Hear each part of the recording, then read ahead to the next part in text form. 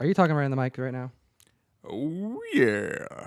How you doing, comic fam? This show is sponsored by the Mystery Mail Call. This is our comic book subscription service where we package comic books in a box and send them to you every single month. If you want to support the show and get comic books from us, you can hit the link in the bio or go to ComicTom101.com and join the community. We're also sponsored by Key Collector Comics, which is the best comic book app there is in existence. You download it, you open it, you take it with you when you're hunting. It shows you which books are worth hunting for. It does not show you the ones that aren't. So it lets you kind of streamline and narrow down your focus when you're out there in the wild amongst all of the comics. Also, if you put the code TOM101 in the coupon code section of the app, you get a free 1-week subscription. It's very much worth it. Links in the bio. Oh, let's get into the show. Ryan. Oh, we got a packed one again every week. We come to the table, we go through all the comic book news, and we compile it in just a fun list for us to chat about. And Ryan, I missed you last week. Missed you guys too. But we got you in that monster video the day before, so I'm glad that the comic fam still experienced. And you guys still had to mention me. I saw with the neck tat thing. That's right. All right, we'll get into that too. Yeah. But we have a packed show today. The first thing that I want to just dive right into is a key alert. What's a key alert, Ryan? It is probably my favorite part of the Key Collector app. You look in your phone and there's a notification, and it's some sort of breaking comic book news that is from the Key Collector app. There were a couple today, if I'm not mistaken. I might be mistaken. Yeah, there was a couple today, but one in particular that I want to highlight that I'm super excited about. And before I do, I want to just showcase the Neo statue that we put right here. Ryan, tell the comic fam what happened to Lion Cat. What happened to Lion Cat? What do you mean? Like moments before I hit the record button, Just what happened? mere minutes ago? Yes. What happened? Gravity happened. You picked it up and you dropped it and it just shattered. Lion Cat is missing a leg. But we replaced it with this Neo statue for one reason. So you look at that Hellboy statue, it's a solid object, right? It's one solid thing. You look at this Neo statue, it is one solid thing. I looked at the Lion Cat statue and I was like, oh, there's words on the bottom. Let me look into this. And then just topple it all over and break. It fell on the table and then kind of burst into pieces. The first thing you said was, if Gem Mint sees that, then you're never gonna let him in his room. Yeah, I won't be there. It's okay. I only care about all his books. Statues. He doesn't want me around those, clearly. But the Neo statue, what's going on? We got a little bit of news this week. That's right. The Matrix is coming back. Not just coming back. We got the main cast coming back. We're getting Matrix 4. Yeah. I mean, I remember thinking this a while ago, like in the back of my head, like I remember thinking there's certain movies that they can't remake or bring back in this new kind of Hollywood trend that they're having now. But I guess the Matrix is coming back. Keanu Reeves is all of a sudden, I mean, he's always been kind of an A-lister, but this last 2 years have been huge for him. Yes. He's become more than a household name. People put him kind of on a pedestal as far as actors go. And I think it's well-deserved. He's had some awesome movies in the last year. None of which I've seen. I still haven't seen John Wick. John Wick is apparently any one of kind. the best action movies that's come out. And I haven't seen it yet, but I do know one thing. The comic books are spiking, which is telling me I got to watch this movie. Another comic book you got to be keeping an eye out for is the Matrix comic book that they put out alongside the movie. I didn't even know this existed until you told me about it, but apparently you had one. I've had a couple in my life because, for one, it stands out because it's like the only main like single issue comic book worth picking up. But probably the main reason why you haven't seen this comic, or even maybe some of the community members haven't seen this issue, is that when it came out, it was meant as marketing for the movie. This wasn't like, oh, we're trying to hit an 80,000 print run like a standard, comic book or something like that. It wasn't like an ongoing series or anything. It was just a one-shot movie tie-in kind of thing. Yeah, trying to get some buzz behind the movie. And after it came out, it was deemed as too mature. And which is interesting because like the movie's rated R. It's The Matrix. It's not a light film. It's not a family feature. Right. By any stretch of the means. But in this issue, there's just some like kind of major subjects, about life, about death, about robots, as the Matrix is, but also has some kind of scenes that could be depicted as just too mature, some sexualized scenes, and then just like extreme concepts that I think at the time they felt like it may hurt the marketing of the movie. So instead of releasing it and putting out a warning, they recalled it and got rid of them.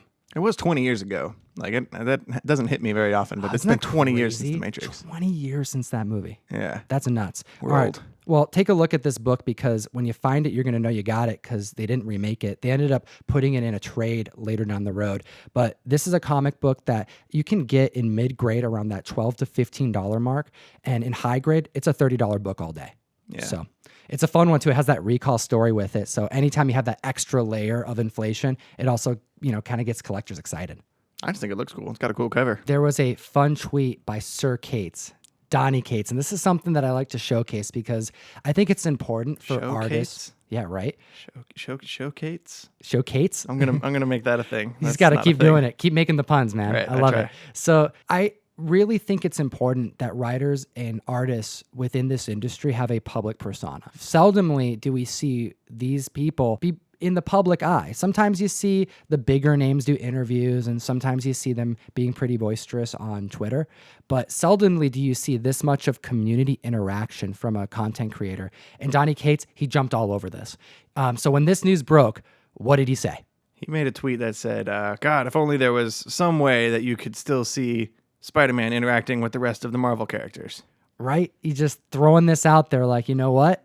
If it doesn't happen in the movie, it's going to be okay because there are storylines that have been happening for decades that you can read and right now that are being made. So check that out. Like, read a comic book is really what he's saying at the end of the day. Like, yeah, it's sad that the movies are changing, but the comics are always there. I like this. I like seeing these types of creators be in the public eye, communicate with their audience. There's some writers and artists who are making it pretty big, but because they don't have that community interaction, years go by and then sometimes they fall off the radar. There's new people that are taking that spotlight, and then all of a sudden they're going, wait, what about this person that was killing it a couple years ago?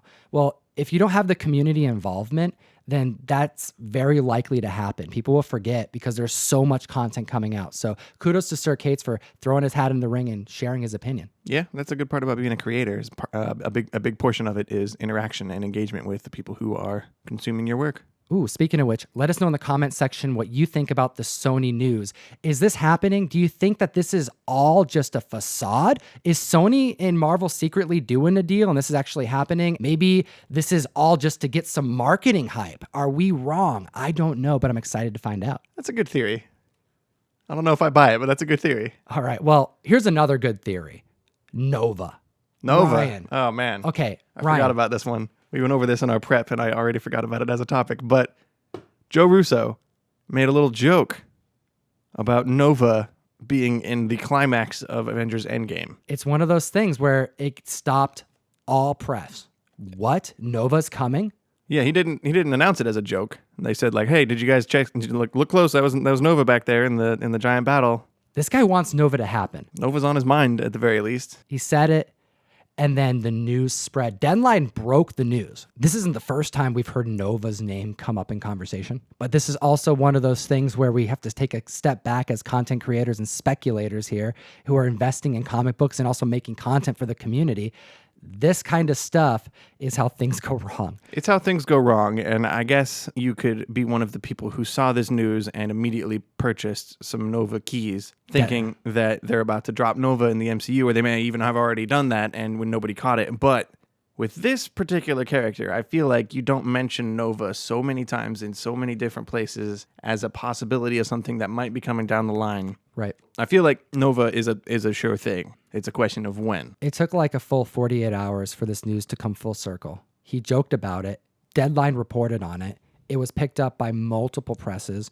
The key collectors did a notification about it because this is the kind of information that we promised to get to the community. I mean, if the creator, the director, like one of the main writers drops news like that, that's huge because as soon as it's confirmed, boom, we should have been letting you know, the community, as a while ago. You'd be going, wait, why haven't you been talking about this? So, hasn't there been any news up until this point? But within 2 days, he confirmed that he was just joking. Yeah, and they're definitely not thinking about our community first in their mind. I'm sure they're thinking about, just the general comic book audience, people who are familiar with Nova anyway, but the... You don't think Joe Russo's like, oh, the speculators are going to get so mad at me for the next day? Yeah, I better wait for 48 hours and then correct the news, and that'll show them, like, then they'll get it. Yeah, you think he's like watching eBay prices or something? Yeah, who knows? I have no idea what they're doing. But this is a conversation, and as far as a topic conversation about speculating, because this is how this stuff works. I mean, we have these ebbs and flows. Sometimes news happens that's so in your face that it's gonna happen. Like, look at the movie. He was in the background. And this is like the 7th time that he has specifically gone out of his way to name drop Nova, right. Nova Corpse. You know, he mentioned like, oh yeah, Nova was on the writing table. Nova was on the concept wall. And now Nova was already in the movie. We have to remember these moments. But at the same time, let's also remember the trend here over this last year and a half. Yeah. Obviously, of all the Marvel characters, I mean, we've talked about a lot of them. Nova is a constant one that comes on radar. He could have made a joke about like the Rhino or somebody appearing in that battle, and everybody would have laughed and known it was a joke. But the fact that he brought up Nova yet again implies that, you know, maybe he's on their mind for a reason. All right, moving on to Batman news.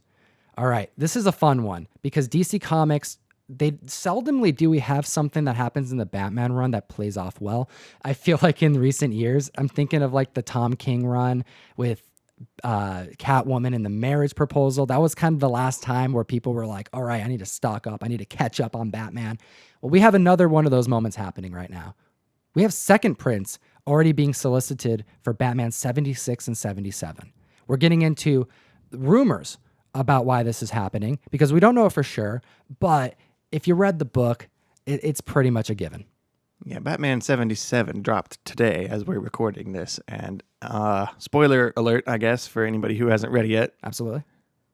On the last page, Bane snaps Alfred's neck. Now, here is the spec. Either one, Alfred, he's older. He's got back problems. We know Batman has back problems. Maybe this is a chiropractor type of situation. He's getting adjusted. He's trying to, you know, his posture isn't great. You know, he's always kind of slouching in pictures. Mm-hmm. Maybe this is him seeing Bane to get some adjustments. Right, and I bet the next issue he'll be up straight, you know, holding his little tray with the sandwiches and stuff. Good as new. Or Bane just killed Alfred. I don't know. I'm leaning towards the first one. What do you think? One of those. It's one of the two. But what we do see here in the solicitation for the variant is they took that last page spread of Alfred getting his neck adjusted, and they're making that the full cover. Ooh. All right. So we're seeing spikes. $30 on eBay already and climbing. Will this make the hot list? Well, watch the show on Friday and we'll see. But this podcast right now, today, we're seeing this book price hike. And it gets me thinking about a larger topic here. Deaths in comic books. Because last week I was chatting about, you know, absolute carnage and venom. Is something happening there? They're saying fight to the death. The Hulk was being solicited, saying, hey, billions of years in the future, the Hulk is dead. Oh, they're killing the Hulk. In our after show today, we're talking about Rocket Raccoon dying in our post show after the camera shut off because we keep the conversation going on our audio only formats on SoundCloud, Stitcher, iTunes, and Spotify.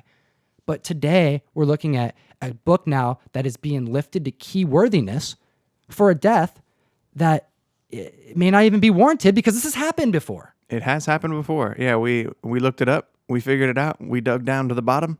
We found out the truth just for you. Oh, Detective Comics, issue number 328. We see the first death of Alfred.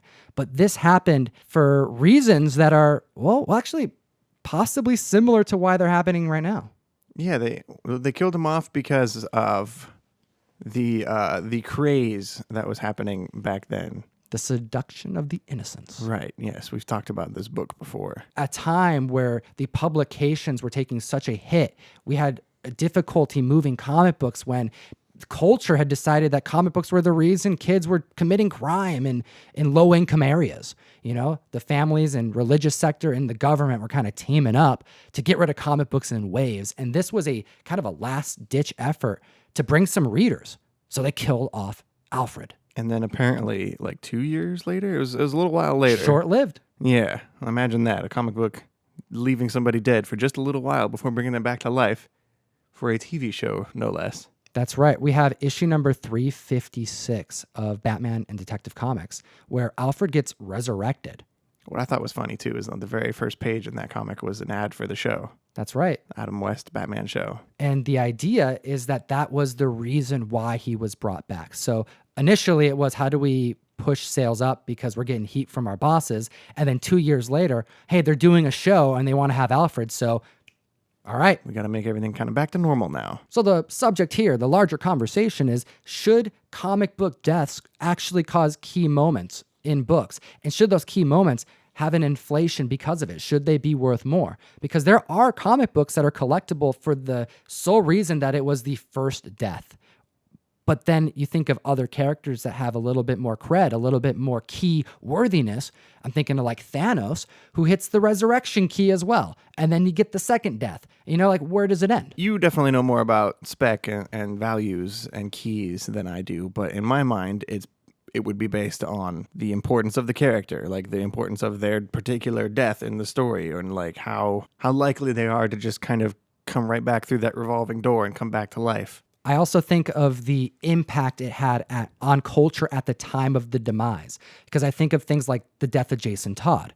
That Superman, was yeah. an epic moment. We know they come back. We know that was just a hiccup in the character development if it wasn't retconned entirely, but those books remain valuable. I think of the death of Damian Wayne in Batman Incorporated #8. It's a pretty big moment. There's multiple variants. Those books do sell. Damian is a hot character, but he was brought back. He didn't actually die. And that story wasn't very good when they, went through the New 52 retcon.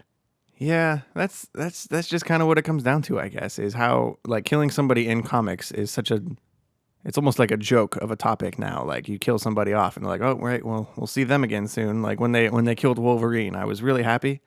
But at the back of my mind, I'm like, he's coming right back. It's Wolverine. It's Wolverine. He ain't going to be gone for long. Unfortunately. All right, moving on to one of my next favorite segments of the show, viewer comments. Okay, so this is where we go through your comments because we read them all and we pick a couple of our favorites. And why don't you take it over here? We got JAOO8123 with the little Enya over the O. Okay. Is that what that is? I don't know. I think so. You're closer. I can't read it. Okay. That's my problem. What does it say? I like the idea of giving away some of the comics we see behind you. It creates hype and gets people excited for what they could win. What should I do? Why'd you put Roy? Okay, side note, Ryan, while I pick a comic book to give away? This was me. Video, yeah, I did all those. Why did you put Roy Rogers right there? I have to know. I wanted to give a shout out to our buddy Big Will, who is a big fan of Western comics. Hey, I did not know that. See, yeah. Okay, hold up. I wanted to make sure it was definitely on camera because I don't know where exactly the line is. Because some of those you can't see, I think. What is the line? What is the line?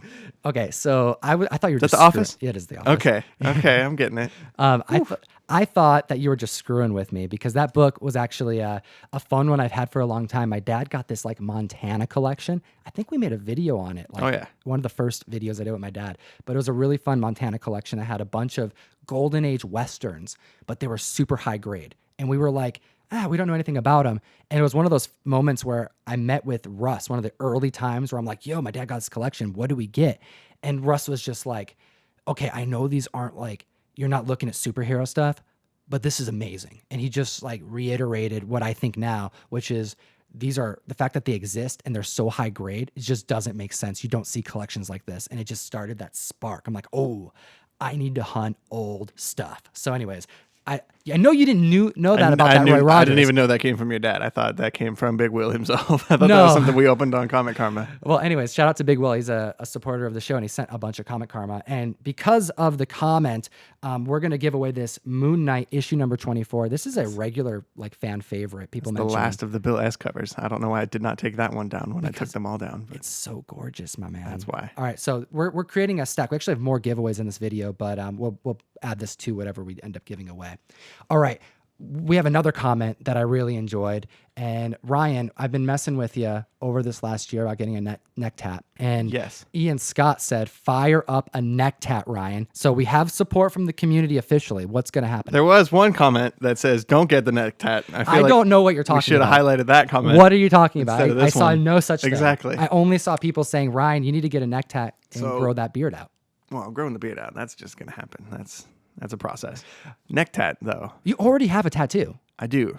I have one tattoo. You actually showed me the tattoo the first time we met when I interviewed you at the job we worked at well before all of this. And if you want to hear that story, well, we're saving it for the audio portion after the camera shut off. Let's jump into the Artgerm section here. Stanley Artgerm Lau. This guy is awesome. He can certainly draw. You've been picking up a bunch of his variants too. As someone who like doesn't collect, that means like you're going out of your way because the cover is attractive to you. That's right. All right. And another really cool thing that happened this week is Key Collector teamed up with Stanley Artgerm Lau. We're doing giveaways all this week on Key Collector. And also we're doing a giveaway here today. We're going to be sending out 2 copies of Vampirella, the sketch variant, with a certification, and they're signed. Numbered. Oh, yeah. Good signature. It's awesome. Giving back to the community. You can go to Key Collector to apply to win one of these. Also, you can comment down below to enter to win one of the 2 copies that have been graciously donated to the show to give back to the community. And we have Artgerm covers that I want to talk about because some of these are just so awesome that, you know what, they're in my collection. Some of these are so awesome that you may want to just pick them up because you didn't know about. Some of these are so rare that you need to know the cover when you're on the hunt so you don't miss it. And some of these are like spec worthy. So let's get into it. Ryan, what is your favorite affordable Stanley Artgerm Lau cover? It's actually really recent, too. He's been doing the variant covers for Joelle Jones's Catwoman run. And number 15 was his last variant cover that he did. And I really like that one. I really like all of the ones he's done for that whole run, but this one in particular, I like how it's based off of the Michelle Pfeiffer Batman Returns Catwoman with the bodysuit, and I like how she's up on the roof. Like the leather and everything? It's really weird to say, but I like the background. I like the buildings and just the view is really nice too. So the whole thing as a good package. I like it. It's a great profile shot, and it's an incredibly affordable book. This one's awesome, but it didn't pop super hard because those DC variants were, you pay to order. So it's easy to get. You just could get it. Yep. So $4 still. So if you like this book, this is one that I think would look great in a 9.8. I would hang this one up. All right. Another one. This one's you just gotta know. A1 number 1. Right, that book. That book. Uh-huh. Right? A1. A1. It's the world famous A1, issue 1. Titan Comics, man. 2013. Everyone knows this comic. Independent. And it featured an early Artgerm cover. You should know it anyway. That's right, because if you're on the hunt and you find this, I mean, there are Marvel and DC comics that Artgerm's done that exceed $30, $50, $100. This book, non-major publisher, over $200 consistently. Very low print run, so that's why. All right, moving on to one of my favorite covers that came out in this last year. I'm talking Detective Comics 1000, that retro cover. This is my pick as far as it goes, like just a book that I enjoy, that I picked up myself, and that's spiked. Out of all those Detective Comics 1000 covers too, this one stood out. Like I even noticed it too, and I didn't grab that one. I grabbed the Jim Lee main cover because I'm lame. But it's going for like $60 now, dude. It's that would have been a good one to grab, the Artgerm. I'm a fan of those retro covers, man. They get me on that. And it's a great profile shot of the, Gotham City Sirens. And then last but not least, this is kind of the spec one. I mean, we're talking Black Cat, the number 1 in 200 variant. This right now has a high of like $90. Okay. For 1 in 200, that's about right. I mean, it's a little inflated, but you know what? Black Cat has been the subject of a lot of conversations in the community this past year. And typically, you have your early appearances that spike, but there's always that like virgin variant of a character, especially if it's a strong female lead, that if it's done just right, we see the variants just skyrocket.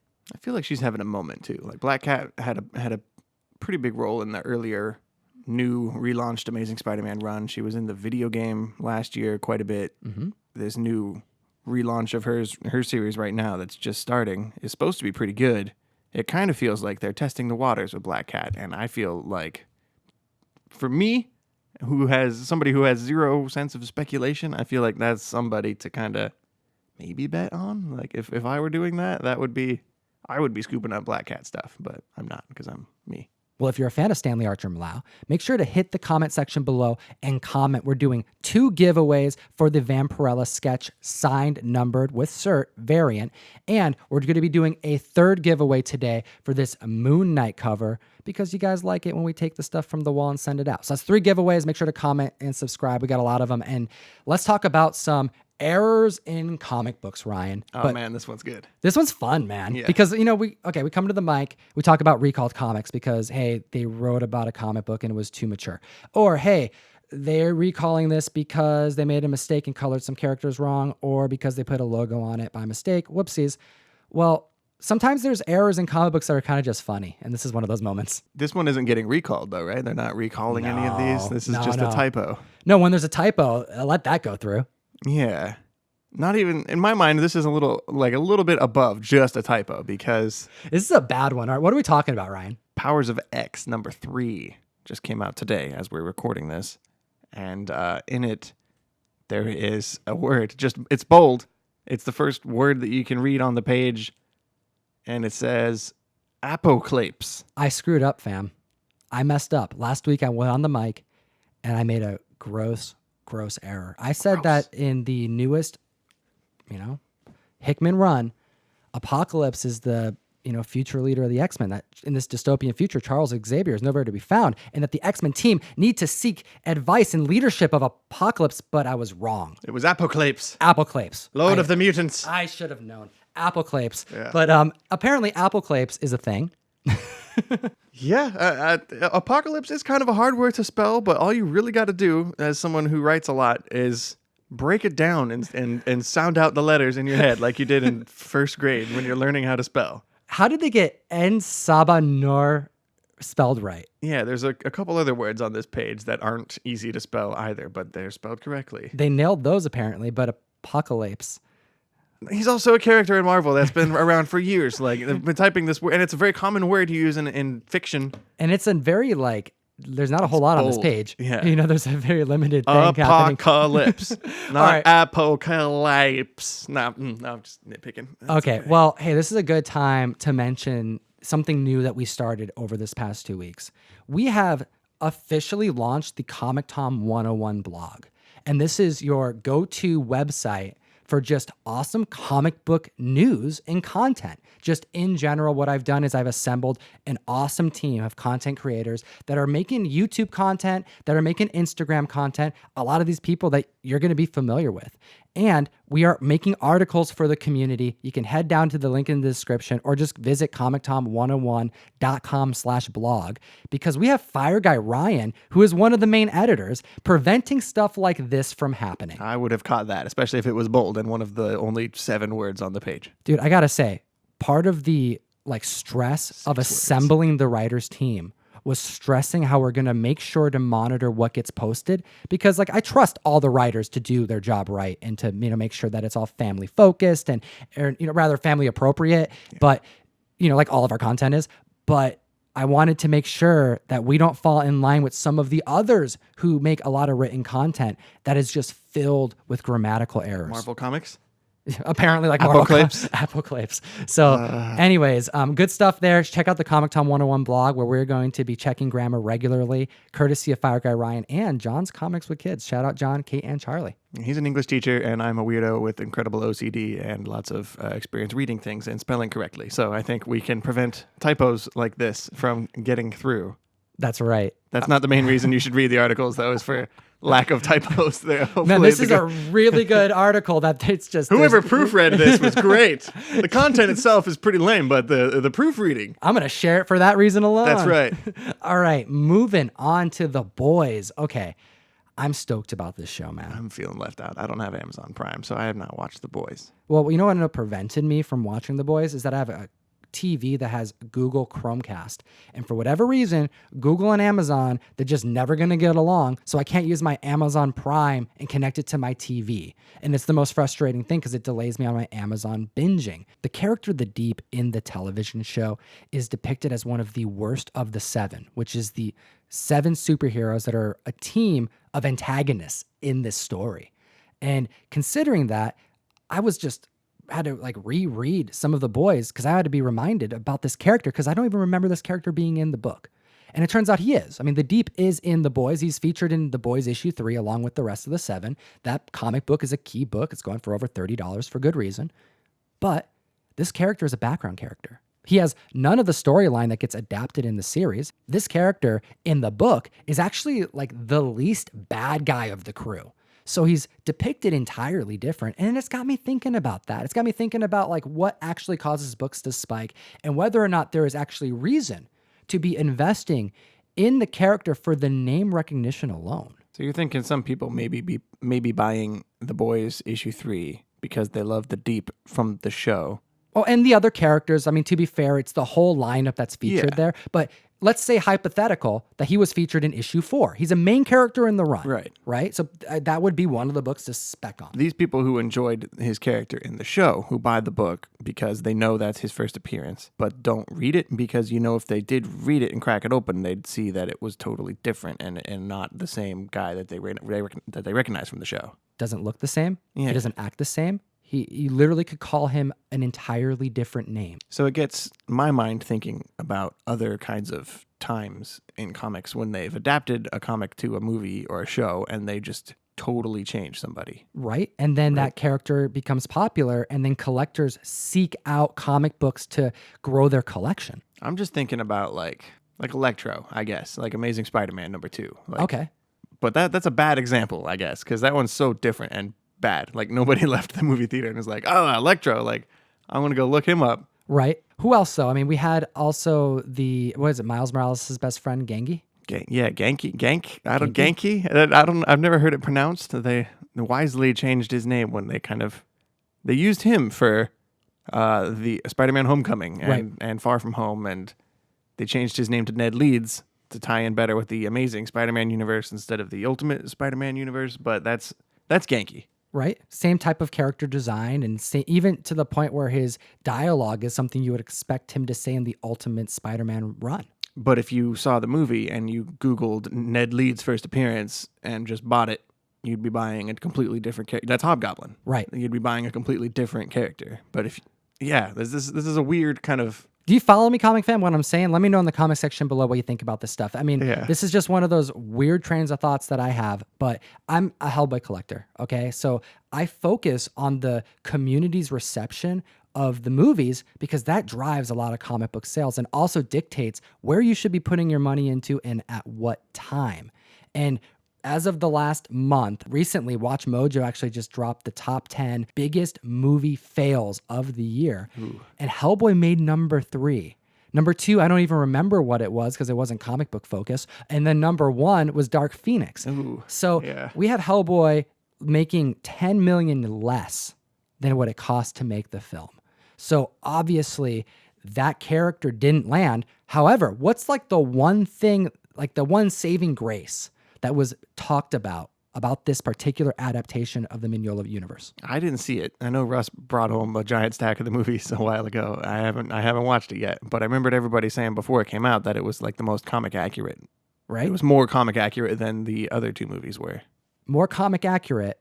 However, it is now causing Hellboy comic books to start to decline. And I predict that over this next year, this is going to be the time to stock up on Hellboy. And as a Hellboy collector, I'm searching for a lot of Hellboy titles because, although we have DVD sales happening right now and it's still early, the movie's still young, but we're not going to see anything from Hellboy in quite a while. Unless there's sequel? Nah, not a sequel. Probably not. I know, who knows? Maybe Del Toro will decide to bring it back, but I don't know, larger conversation, right? I mean, Hellboy was adapted correctly and it's not helping the spec market. And if anything, it's helping more of the buyer's market who are waiting on it. So we have to assess these things. And I don't know, I like bringing it to the community's attention. Hopefully this segment wasn't too confusing. It was fun. I enjoyed this one. All right. And then now we have something fun that happened this week. We're talking about Logan again, and I don't care because we're also talking about John Constantine. But wait a minute. How does that work? Because one's Marvel, one's DC. Well, what? I'm confused. They both like smoking. They do both like smoking. Extensively. Like a little too much. And John Constantine has gotten cancer before, as we know. And we're going to tie this all together here right now. So Marvel Comics presents issue number 8. Came out this week. You got Wolverine and his daughter Rain going to hell. And down there, they discover that there are several demons who are interested in Wolverine's soul. That's right. And Bleeding Cool actually ties this together because when he gets there, they're like, we've been waiting for you since you were 13. And the spec is that maybe this is because he killed his biological father when he was 13 that later drove his mother to suicide. So he's, I guess, been on a path to hell since then. And now that he's here, there's so many different like supernatural entities waiting for him to probably take out some aggression they have from things he's, done to them in the past, probably in their living life. Sounds familiar. Oh, what does it sound familiar? It sounds like John Constantine. Oh, it sure does sound like John Constantine. We're going to tie John Constantine to this. Outside of the fact that Dangerous Habits, which is a story very similar, this is how John Constantine beats cancer in the DC Vertigo run. Yeah, we broke it all down last year. If you're interested, you can check it out. But we took every issue of that storyline, broke it down. It was a good time. It's one of my all-time favorite stories. It's fantastic. It's so raw, it's mature, but it's so serious and it has such great like thought concepts, and it's dark. Yeah, it's very dark, and the visuals written by Garth Ennis. And it's written by we're tying it to the boys because that's what we do. Hit the subscribe button, hit the like button, because we talk about comic books and we tie all of this news together. Marvel to DC to Constantine, back to the boys, Amazon. What are we doing? I don't even know what we're doing anymore. Who knows? I don't know, but I'm excited about this. It's making me want to read a Wolverine comic book. I don't know. Maybe. It makes me want to reread Constantine, not so much Wolverine, Yeah, but no, right? Constantine's good. This is cool. I'm excited about this. We'll see what like Wolverine has in store for himself here. It sounds like he's wronged a lot of people, and he's in a place where he's going to be getting a lot of revenge taken out on him. He'll find his way back, though. He'll claw his way out of it, as he always does. Well, he's got his daughter with him, so hopefully she can help. He's got those hot claws, too, that I'm sure he uses all the time. That's right. Oh, Comic Fam. We're at the end of the show, but it doesn't end here because we're going to turn the cameras off and keep the conversation going. Because Ryan, you wrote an awesome article on the ComicTom101 blog about how we met. Correct. And I read it. I also saw that a large number of the Instagram fam who saw the post went and read it as well, and they really enjoyed it. Thank you. So I felt like we should have the conversation on the mic about that. That's a good idea. It's a pretty interesting story. I met you at the bank. I hired you. You hired me. You were a teller. I was. You were dealing with cash. All right. And we're going to also tell you about Fire Guy's Ryan tattoo that he showed me in the interview in the after show. Correct. We also have another topic to talk about, the death of Rocket Raccoon. Ooh, more death conversation. So if you haven't gotten enough of that, definitely hit us up on Spotify, Stitcher, iTunes, or SoundCloud. And we have 3 giveaways today, so make sure to comment down below. We do appreciate your time, Comic Fam. We do appreciate Key Collector as well, the best comic book app on the market. Use the code TOM101 to get a free week subscription to the best app in the world. It unlocks all the different services that it provides. So if you like the stuff that we talk about, that stuff's for free. But if you want to get the key alerts, if you want to get all the categories unlocked and up your collecting reach, hit the link in the bio, download Key Collector, and use that code. And as always, geek responsibly. Enough said.